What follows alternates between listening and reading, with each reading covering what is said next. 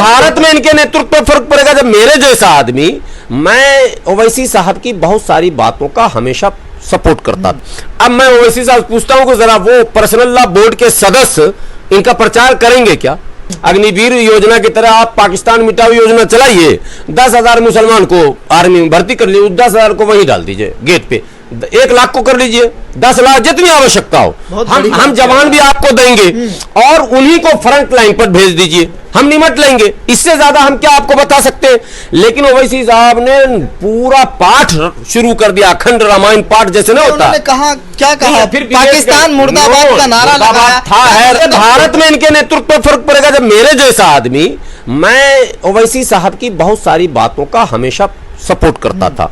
लेकिन लेकिन ये जो हरकत हमने देखा, भाई एक्स्ट्रा आप क्यों दिखाएंगे? हम हैं तो हैं, भारत हमारा, हमारे बाप का, हमारे दादा का, इसमें हमको सिद्ध करने की क्या जरूरत है? ये बताइए। लोगों के मन में अलग भाव रहता है ना सरवर साहब। मन में रहे, मर जाए कोई, हम क्या करें? कोई हमको देशद्रोही बोलते बोलते मर जाए, हमारा क्या लेना देना? भाई हम हैं तो है ना, हम निपटेंगे। हमने तो ऑन रिकॉर्ड बयान दे दिया कि ज्यादा नहीं, अब 10,000 जो है, जैसे आपने कौन योजना, अग्निवीर योजना जो आपने चलाई, अग्निवीर योजना की तरह आप पाकिस्तान मिटाओ योजना चलाइए, 10,000 मुसलमान को आर्मी में भर्ती कर लीजिए, 10,000 को वहीं डाल दीजिए गेट पे, 1 लाख को कर लीजिए, 10 लाख जितनी आवश्यकता हो हम जवान भी आपको देंगे और उन्हीं को फ्रंट लाइन पर भेज दीजिए, हम निमट लेंगे। इससे ज्यादा हम क्या आपको बता सकते हैं?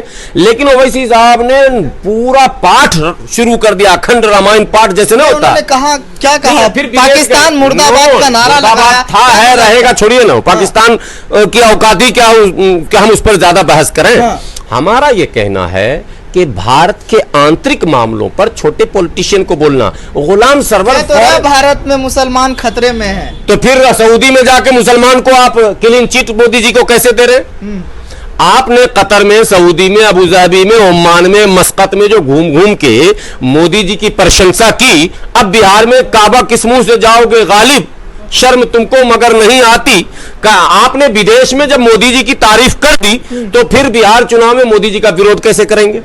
हमको जरा बताइए। और मेरे जैसा आदमी आपको करने तो ऐसे में मुसलमान वोट आएगा क्या उनके पक्ष? नहीं, देखिए वो अख्तरुल ईमान साहब का अपना एक सेटअप है, वो जो भी ले आए, बाकी जगहों पर नेगेटिव मामला चल रहा है। अब मुसलमान सीमांचल में कैसा भविष्य दिख रहा है? तो 1-2 सीट एमआईएम निकालेगी, 1-2 सीट अगर अलग होकर लड़ेगी तो सीमांचल में भी एमआईएम को कोई बहुत ज्यादा सफलता इस बार नहीं मिलेगी। अख्तरुल ईमान साहब भी जीतेंगे या हारेंगे ये अभी मैं नहीं कह सकता हूं। मुझे लगता है कांटे के मुकाबले में वो फंसेंगे, क्योंकि वो दिलचस्पी जो पिछले चुनाव में देखी गई थी, ओवैसी साहब के नेतृत्व पर वो अटूट भरोसा जो पिछले साल तक था, ये वक्फ बिल को लेकर ओवैसी साहब, अब एक बात और एक लाइन इसी में ऐड कर दूं, वक्फ अमेंडमेंट एक्ट के खिलाफ सबसे ज्यादा एग्रेशन किसने दिखाया? ओवैसी साहब ने। सारी रैलियों में नेतृत्व करता कौन रहे? ओवैसी साहब। उसके साथ all India Muslim personal law board पूरी तरह खड़ी है, पर्सनल लॉ बोर्ड के वो मेंबर भी हैं। अब मैं ओवैसी साहब पूछता हूं कि जरा वो पर्सनल लॉ बोर्ड के सदस्य इनका प्रचार करेंगे क्या? इनका प्रचार नहीं करेंगे तो किसका करेंगे? मौलाना खलीलुर रहमान सज्जाद नुमानी साहब ने किसका प्रचार किया था? वो तो प्रवक्ता थे, वो तो पर्सनल लॉ बोर्ड के प्रवक्ता थे। उन्होंने किसका किया था? महागठबंधन का। तो गुलाम सरवर क्यों करें इनका प्रचार?